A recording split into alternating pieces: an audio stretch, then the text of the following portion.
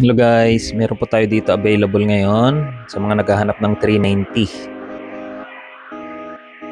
390 CFM, ang kanya pong makina ay Isuzu 4BG1 na surplus Japan. At ang kanyang working hours ay nasa 2,000 pa lang po ito.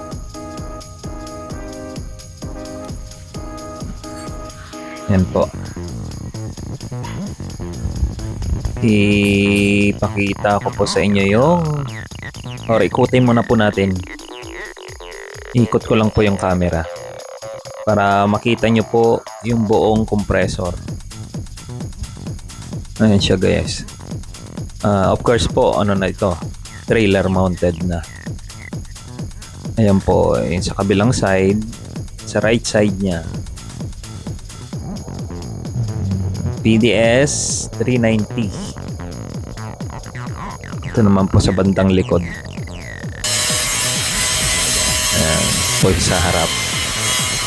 Paandarin na po natin. Ayan guys.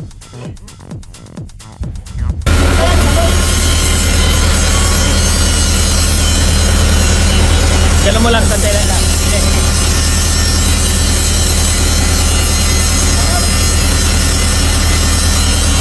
Yan po, i-unload na natin para mag-testing natin yung hangin. Yan, bubuksan na po natin yung mga outlets niya. 1, 2, 3. Ayan po. Bali, po yan. Kaya niya po ng 7 hanggang 8 bar. Guys. Guys, sa mga interesado po, puntahan nyo lang po ito. Visit nyo po yung shop namin para makita nyo po ng actual yung unit.